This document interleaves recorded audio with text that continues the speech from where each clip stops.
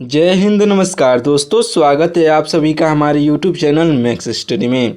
दोस्तों आज के इस वीडियो में रेलवे ग्रुप डी के यानी कि आरआरबी ग्रुप डी एग्ज़ाम के दोस्तों प्रीवियस ईयर क्वेश्चन पेपर को लाए हैं, जो दोस्तों आपके लिए बहुत इंपॉर्टेंट है। दोस्तों मैं आपको बता दूं कि आज के इस वीडियो में जो है आपको तो क्वेश्चन तो देखने को मिलेंगे दोस्तों, साथ में राइट आंसर और उससे जुड़े फैक्ट, जो दोस्तों हर क्वेश्चन के 5 फैक्ट होंगे, जो दोस्तों इससे जुड़े आपको जितने भी इंपॉर्टेंट क्वेश्चन मतलब आप पूछे जा सकते हैं सभी जो है इस फैक्ट में सम्मिलित होंगे। तो दोस्तों आज के इस वीडियो को पूरा देखिएगा, क्योंकि दोस्तों आज का ये वीडियो आपके लिए बहुत इंपॉर्टेंट होगा। दोस्तों मैंने इस जो है पूरे पीडीएफ में जो है 30 क्वेश्चन लाए हैं। आज के इस वीडियो में पूरे 30 क्वेश्चन देखेंगे, यानी कि 30 इंटू 5 कर दीजिए, यानी कि 5 3 जा 15, 150 क्वेश्चन आपको बन सकते हैं। ये वीडियो अगर आप पूरा देख लेते हो तो दोस्तों 150 क्वेश्चन ये आपके बन सकते हैं। तो दोस्तों वीडियो को पूरा देखिएगा। चलिए वीडियो को स्टार्ट करते हैं। देखिए आपका पहला प्रश्न है दोस्तों, पहला प्रश्न, भारतीय रिजर्व बैंक यानी कि आरबीआई कब स्थापित हुआ था? याद रखिएगा दोस्तों, आरबीआई जो है आरबीआई स्थापित हुआ था दोस्तों 1935 में। ऑप्शन नंबर बी 1935 जो है बिल्कुल राइट आंसर हो जाएगा। देखिए दोस्तों आरबीआई जो है भारत का केंद्रीय बैंक है, भारत का जो है केंद्रीय बैंक है। इसकी स्थापना जो है 1 अप्रैल 1935 को हुई थी दोस्तों। इसकी स्थापना 1 अप्रैल 1935 को हुई थी। यह दोस्तों हीटलन यंग कमीशन की सिफारिश पर बना। दोस्तों यह क्यों बना? यह हीटलन यंग कमीशन की सिफारिश पर बना था दोस्तों। देखिए शुरू में हेडक्वार्टर्स कोलकाता में था, बाद में मुंबई शिफ्ट हुआ दोस्तों। स्टार्टिंग में तो इसका हेडक्वार्टर था जो है कोलकाता में, बाद में जो है मुंबई में शिफ्ट हो गया। याद रखिएगा इस समय जो है मुंबई में है इसका हेडक्वार्टर। चलिए दोस्तों देखिए एक आपका वो छूट गया था। आरबीआई नोट जो है छापने और बैंकिंग व्यवस्था को नियंत्रित करता है। दोस्तों आरबीआई क्या करता है? तो आरबीआई जो है नोट छापने और बैंकिंग व्यवस्था को नियंत्रित करता है, याद रखिएगा। देखिए दोस्तों अगला प्रश्न है, हरियाणा राज्य किस वर्ष पंजाब से अलग होकर बना? दोस्तों याद रखिएगा हरियाणा राज्य जो है यह अलग पंजाब से अलग होकर बना था दोस्तों 1966 में। ऑप्शन नंबर सी जो है आपका बिल्कुल राइट आंसर हो जाएगा। अच्छे से याद रखिएगा। देखिए दोस्तों इससे जुड़े फैक्ट, हरियाणा पहले पंजाब का हिस्सा था दोस्तों। हरियाणा जो है यह पहले पंजाब का हिस्सा था। 1 नवंबर 1966 को भाषा के आधार पर अलग राज्य बना दोस्तों। हरियाणा जो है यह भाषा के आधार पर एक अलग राज्य बन गया था। देखिए हरियाणा की राजधानी चंडीगढ़ है दोस्तों। हरियाणा की राजधानी चंडीगढ़ है और हरित क्रांति में जो है इस राज्य का बड़ा योगदान है दोस्तों। हरित क्रांति से जो है इसका तात्पर्य ये है कि हरित क्रांति यानी कि खेती से दोस्तों, यानी कि कृषि से। यहाँ गेहूं और चावल का उत्पादन सबसे ज़्यादा होता है दोस्तों। सबसे ज़्यादा जो है गेहूं और चावल का उत्पादन जो है यहीं पे होता है, याद रखिएगा। चलिए दोस्तों देखिए अगला प्रश्न। दोस्तों अगला प्रश्न है आपका, अगला प्रश्न है, भारत में पंचायती राज व्यवस्था कब हुई थी? तो दोस्तों याद रखिएगा भारत में पंचायती राज व्यवस्था जो है यह हुई थी 1959 में। ऑप्शन नंबर सी 1959 में जो है बिल्कुल राइट आंसर हो जाएगा। दोस्तों इससे जुड़े फैक्ट देख लेते हैं। देखिए पंचायती राज में गांवों में लोगों को शासन का अधिकार मिला दोस्तों। इससे जो है पंचायती राज से जो है गांवों में लोगों को शासन का अधिकार मिला। 2 अक्टूबर 1959 को राजस्थान के नागौर जिले से शुरुआत हुई थी दोस्तों। इसकी शुरुआत जो है 2 अक्टूबर 1959 में हुई थी, जो राजस्थान के नागौर जिले से हुई थी दोस्तों। बलवंत राय मेहता समिति ने इसकी सिफारिश की थी। याद रखिएगा दोस्तों बलवंत राय मेहता समिति ने जो है इसकी सिफारिश की थी। इसके लिए 73वां संविधान संशोधन हुआ दोस्तों। इसके लिए जो 73वां संविधान जो है संशोधन हुआ, ये भी याद रखिएगा। देखिए ग्राम पंचायत इसकी सबसे छोटी इकाई है दोस्तों। ग्राम पंचायत जो है इसकी सबसे छोटी इकाई है दोस्तों, याद रखिएगा। अगर आपको वीडियो पसंद आ रहा हो तो दोस्तों वीडियो को एक लाइक कर दीजिएगा, क्योंकि दोस्तों वीडियो बनाने में बहुत ही मेहनत लगता है।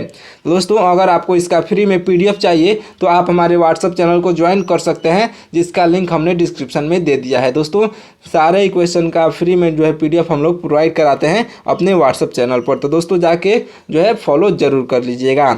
देखिए अगला प्रश्न है, भारत में कोयला उत्पादन में अग्रणी राज्य कौन सा है, यानी कि सबसे पहला राज्य कौन सा है। तो दोस्तों भारत में जो है कोयला उत्पादन में अग्रणी राज्य जो है यह हो जाएगा दोस्तों Jharkhand. Option number A Jharkhand जो है इस क्वेश्चन का बिल्कुल राइट आंसर हो जाएगा। दोस्तों इससे जुड़े हम लोग फैक्ट भी देख लेते हैं। देखिए झारखंड में सबसे ज़्यादा कोयला भंडार है, याद रखिएगा दोस्तों, झारखंड में जो है सबसे ज़्यादा कोयला भंडार है। दोस्तों धनबाद जिले को कोयला नगरी कहा जाता है।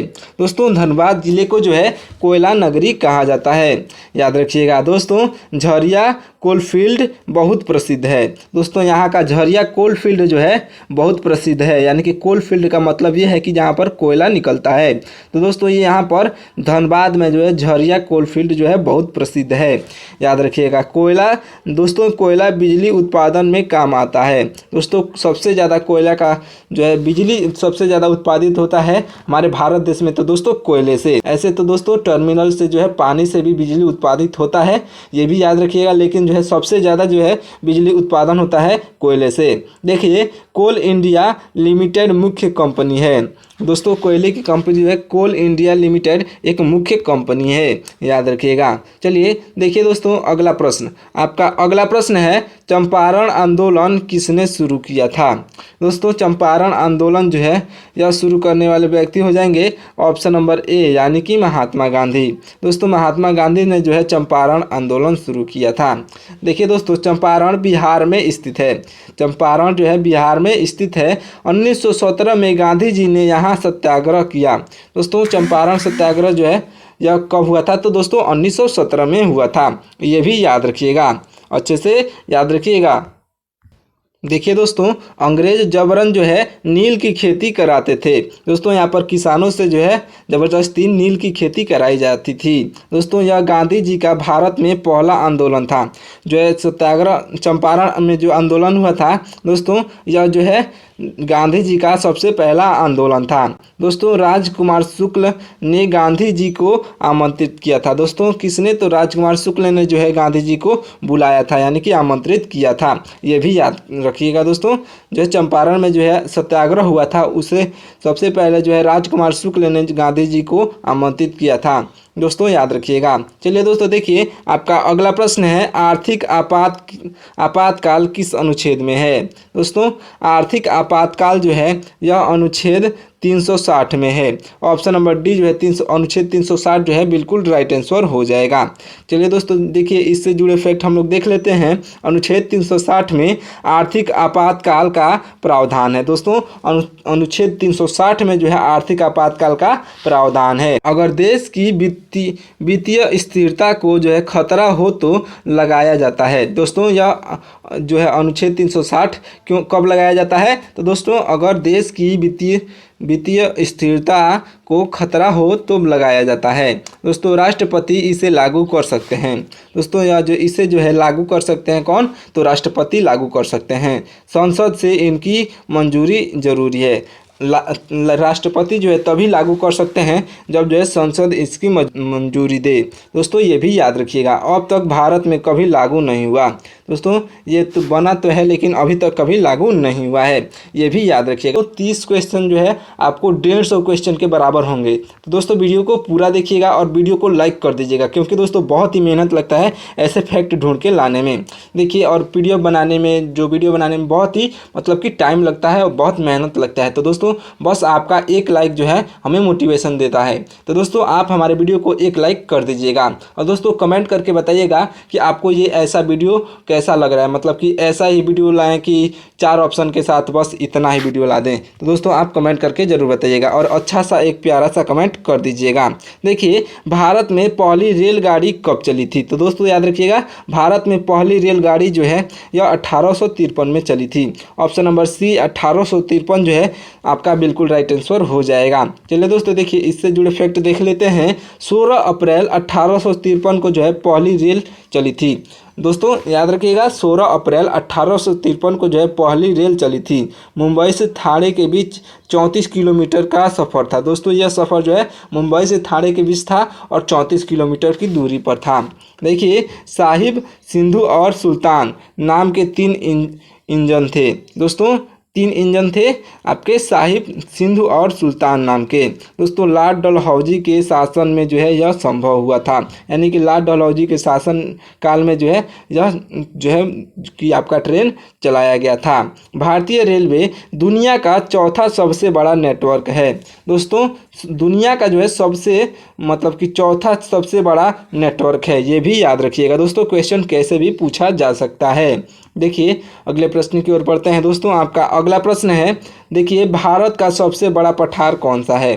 दोस्तों भारत का सबसे बड़ा पठार जो है यह हो जाएगा ऑप्शन नंबर सी, दक्कन पठार। दोस्तों ऑप्शन नंबर सी जो है दक्कन पठार बिल्कुल राइट आंसर हो जाएगा।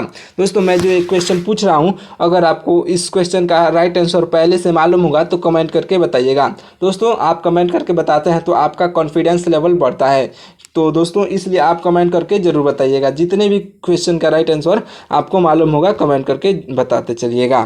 देखिए दक्कन पठार भारत का सबसे बड़ा पठार है। दोस्तों याद रखिएगा दक्कन पठार जो है भारत का सबसे बड़ा पठार है। यह त्रिकोणाकार क्षेत्र में फैला हुआ है। दोस्तों यह जो है त्रिभुज, आप समझ सकते हैं कि त्रिकोणाकार यानी कि त्रिभुज के आकार का जो है क्षेत्र में फैला हुआ है, दक्षिण भारत में स्थित है। दोस्तों यह जो है दक्षिण भारत में जो है स्थित है। यहाँ काली मिट्टी ज़्यादा पाई जाती है। दोस्तों यहाँ पर जो है दक्कन के पठार के पास जो है काली मिट्टी सबसे ज़्यादा पाई जाती है। कपास की खेती जो है मुख्य खेती है यहाँ पर जो है, क्योंकि काली मिट्टी में जो है कपास की खेती होती है। दोस्तों क्वेश्चन ऐसे भी पूछा जा सकता है कि जो है कपास की खेती किस मिट्टी में होती है, तो दोस्तों काली मिट्टी में जो है कपास की खेती होती है। अच्छे से याद रखिएगा। देखिए जितने भी फैक्ट मैं आपको बता रहा हूँ बहुत इंपॉर्टेंट फैक्ट हैं। दोस्तों ध्यान से सुनिएगा और अच्छे से याद रख लीजिएगा, ना हो तो आप नोट कर सकते हैं। ऐसे तो मैं आपको PDF प्रोवाइड करा दूंगा अपने व्हाट्सअप चैनल पर, तो दोस्तों जाके वहाँ पर ज्वाइन हो जाइएगा। चलिए देखिए दोस्तों आपका अगला प्रश्न है। दोस्तों फॉरवर्ड ब्लॉक पार्टी किसने बनाई थी। दोस्तों फॉरवर्ड ब्लॉक पार्टी जो है यह बनाने वाले व्यक्ति हो जाएंगे सुभाष चंद्र बोस। दोस्तों option number B right answer हो जाएंगे। देखिए इससे जुड़े फैक्ट देख लेते हैं। फॉरवर्ड ब्लॉक जो है 1939 में बना था। सुभाष चंद्र बोस ने जो है कांग्रेस से अलग होकर बनाया था। दोस्तों इसे जो है सुभाष चंद्र बोस ने कांग्रेस से अलग होकर बनाया था। इसका मकसद जो है ब्रिटिश सरकार के खिलाफ आवाज़ उठाना था। इसका मकसद क्या था, तो दोस्तों इसका मकसद था ब्रिटिश सरकार के खिलाफ जो है आवाज़ उठाना। दोस्तों बोस ने आज़ाद हिंद फौज बनाई। सुभाष चंद्र बोस, यहाँ के बोस का मतलब यह है कि सुभाष चंद्र बोस ने जो है आज़ाद हिंद फौज बनाई थी। आज भी पार्टी सक्रिय है। दोस्तों आज भी यह पार्टी यानी कि फॉरवर्ड ब्लॉक पार्टी जो है आज भी सक्रिय है। और याद रखिएगा दोस्तों ये भी क्वेश्चन पूछा जाता है, बहुत बार पूछा जाता है कि सुभाष चंद्र बोस मतलब कि किसने जो है आज़ाद हिंद फौज बनाई थी। तो दोस्तों आज़ाद हिंद फौज जो है सुभाष चंद्र ने बनाई थी। ऑप्शन नंबर जो है यहाँ पर मतलब कि याद रखिएगा, ऐसे आज़ाद हिंद फौज जो है सुभाष चंद्र बोस ने बनाई थी। दोस्तों याद रखिएगा। चलिए देखिए आपका अगला प्रश्न है। दोस्तों किस नदी को दक्षिण की गंगा कहा जाता है। दोस्तों देखिए दक्षिण की गंगा कहा जाता है गोदावरी नदी को। ऑप्शन नंबर बी दक्षिण की गंगा जो है गोदावरी नदी को कहा जाता है। अच्छे से याद रखिएगा। अगर आपको किसी भी क्वेश्चन का राइट आंसर पहले से मालूम हो तो कमेंट करके बताइएगा, क्योंकि दोस्तों आपको मैंने पहले ही बताया इससे जो है आपका कॉन्फिडेंस लेवल बढ़ता है। और दोस्तों हमें भी बहुत खुशी होती है कि आपको पहले से मालूम है और अच्छे से आप तैयारी कर रहे हैं। दोस्तों अगर और अच्छे से तैयारी करना होगा तो आप हमारे व्हाट्सएप चैनल को ज्वाइन करके जो है PDF आप ले सकते हैं, मैंने आपको पहले ही बताया, और जाके ज़रूर देखिएगा। देखिए इससे जुड़े फैक्ट देखते हैं हम। दोस्तों गोदावरी दक्षिण भारत की सबसे लंबी नदी है। दोस्तों गोदावरी जो है दक्षिण भारत की सबसे लंबी नदी है, सबसे लंबी नदी है, ये याद रखिएगा। यह महाराष्ट्र से निकलती है। दोस्तों गोदावरी नदी जो है यह महाराष्ट्र से निकलती है, ये भी याद रखिएगा। देखिए बंगाल की खाड़ी में गिरती है। दोस्तों गोदावरी नदी जो है महाराष्ट्र से निकलती है और बंगाल की खाड़ी में सीधे गिरती है। दोस्तों ये भी क्वेश्चन पूछा जा सकता है, जितने भी मैं फैक्ट बता रहा हूँ अच्छे से याद रखिएगा। इसे जो है दक्षिण की गंगा कहते हैं।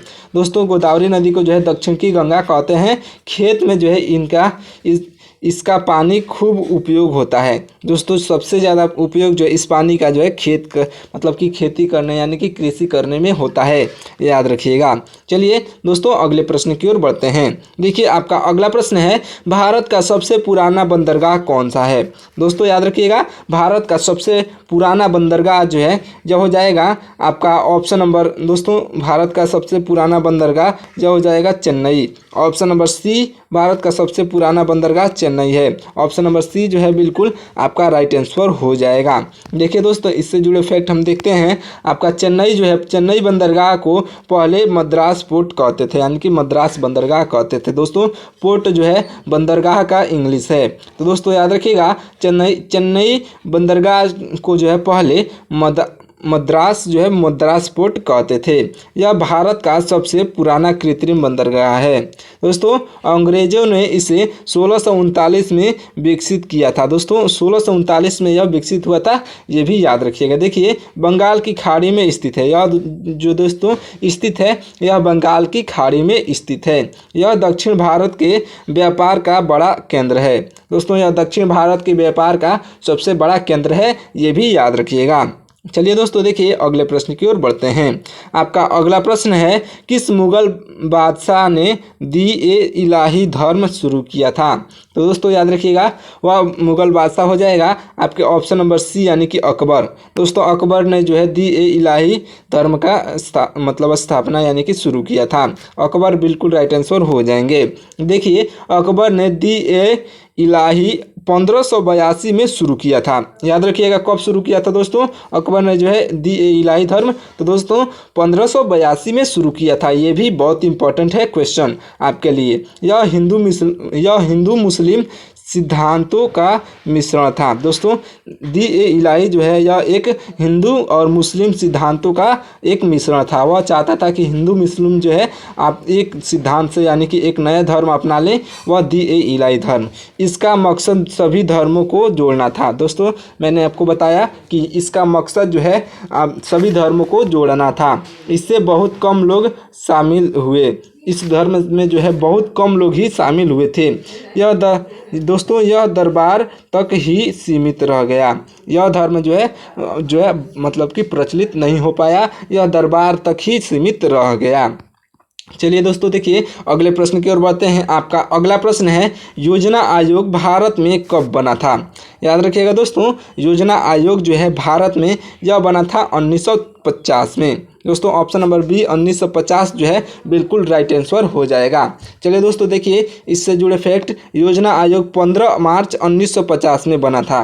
दोस्तों एक्यूरेट डेट मैं बता दे रहा हूँ, और योजना आयोग जो है 15 मार्च 1950 को बना था। इसका काम विकास योजनाएं बनाना था। दोस्तों इसका काम क्या था, तो इसका काम था विकास योजनाएं बनाना। दोस्तों पंडित नेहरू इसके पहले अध्यक्ष बने। दोस्तों पंडित नेहरू जो है इसके पहले अध्यक्ष थे, ये भी याद रखिएगा। इसके तरह पंचवर्षीय योजनाएं बनाई गई। दोस्तों इसी के तरह जो है पंचवर्षीय योजनाएं बनाई गई। अब इसे नीति आयोग ने बदल दिया है। दोस्तों अब जो है इसे नीति आयोग ने बदल दिया है, याद रखिएगा। चलिए देखिए दोस्तों इससे जुड़े फैक्ट देखते हैं। देखिए दोस्तों आपका अगला प्रश्न है, भारत में हरित क्रांति के जनक किसे माना जाता है। तो दोस्तों याद रखिएगा भारत में हरित क्रांति के जनक जो है यह माने जाते हैं एम.एस. स्वामीनाथन। दोस्तों एम.एस. स्वामीनाथन यानी कि ऑप्शन नंबर ए जो है आपका बिल्कुल राइट आंसर हो जाएगा। याद रखिएगा दोस्तों भारत में हरित क्रांति के जनक जो है एम.एस. स्वामीनाथन माने जाते हैं। देखिए दोस्तों इससे जुड़े फैक्ट हम देख लेते हैं। हरित क्रांति से दोस्तों अनाज उत्पादन हरित क्रांति से जो है अनाज उत्पादन कई गुना जो है बढ़ गया। गेहूं व चावल की हाई यील्ड हाई यील्ड किस में आई? दोस्तों हाई यील्ड किस में जो है गेहूं और चावल की आई? पंजाब हरियाणा को बड़ा लाभ हुआ मिला था। दोस्तों हरित क्रांति के आने से जो है पंजाब और हरियाणा को सबसे ज़्यादा लाभ जो है पंजाब और हरियाणा को मिला, क्योंकि दोस्तों मैंने आपको पहले क्वेश्चन में बताया था कि दोस्तों सबसे ज़्यादा जो है चावल और गेहूं जो है या उत्पादन होता है पंजाब और हरियाणा में। दोस्तों देखिए किसानों की आय बढ़ी। दोस्तों इससे जो है किसानों की आय बढ़ी, इससे कृषि में क्रांति कहा जाता है।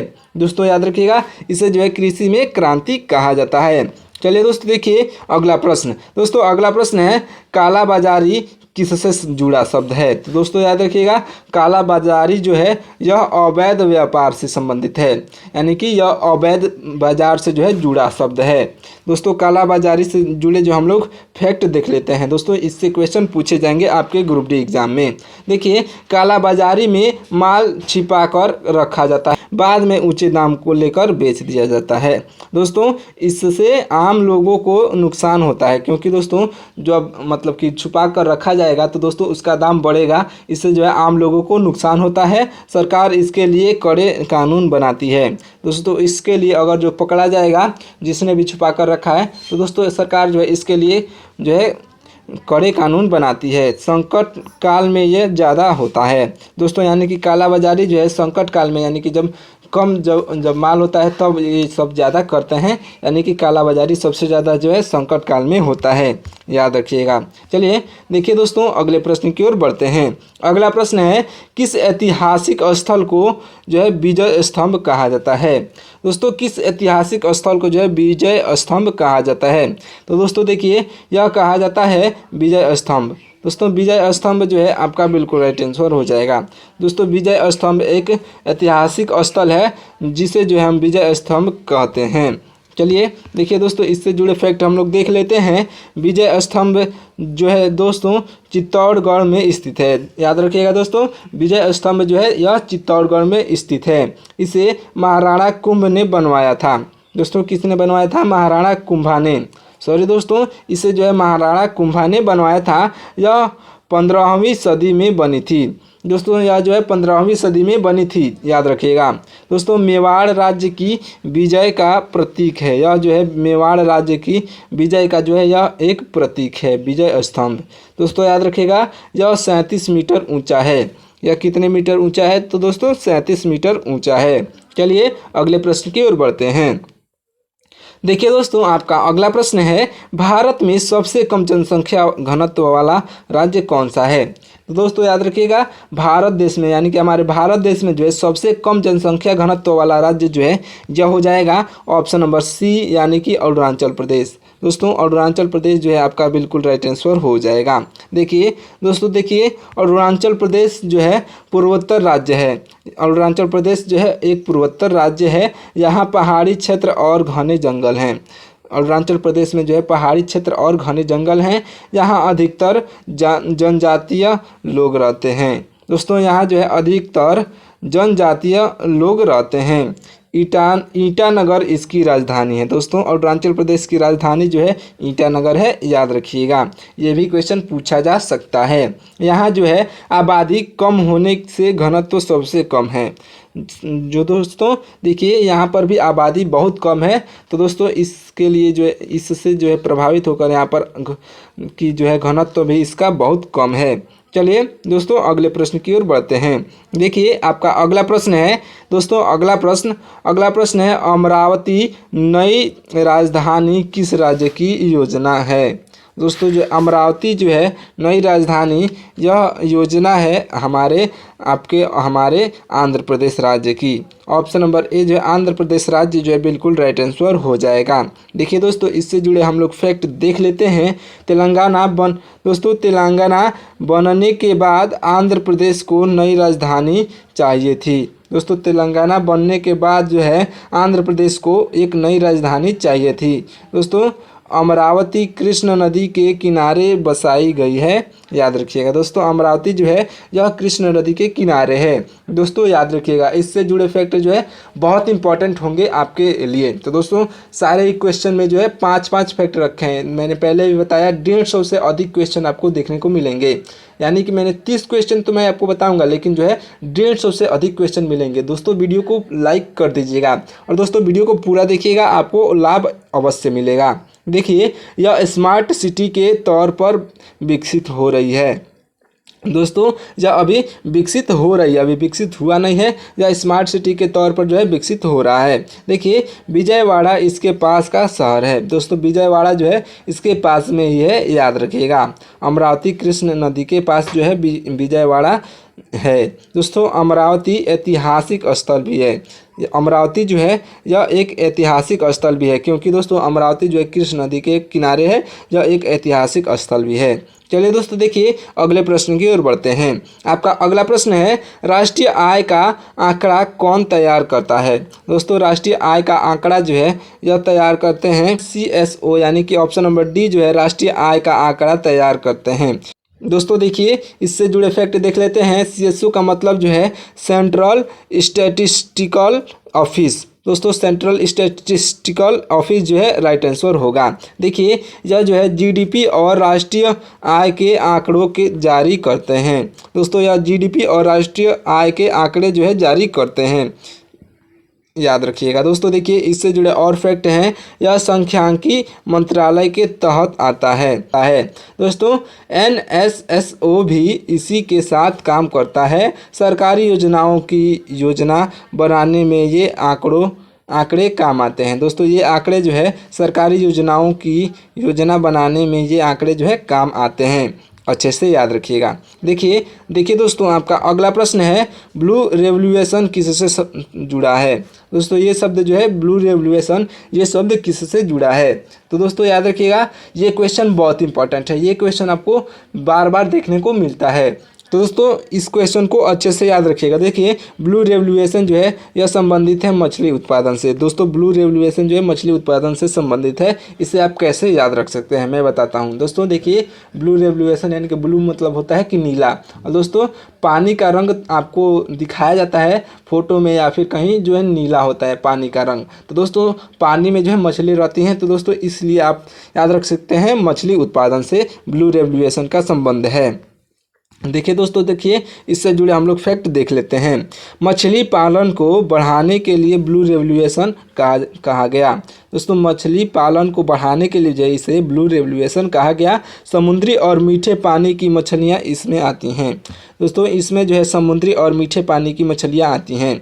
आंध्र प्रदेश मछली उत्पादन में अग्रणी है। दोस्तों आंध्र प्रदेश राज्य जो है हमारे मछली उत्पादन में सबसे आगे है, याद रखिएगा। इससे रोजगार बढ़ता है। दोस्तों मछली उत्पादन से जो है रोजगार बढ़ता है। भारत मछली निर्यात में भी आगे है। दोस्तों भारत देश जो है हमारा मछली निर्यात में भी आगे है। दोस्तों आप कमेंट करके बताइए कि मैं एक बार में कितने क्वेश्चन आपको बताऊं।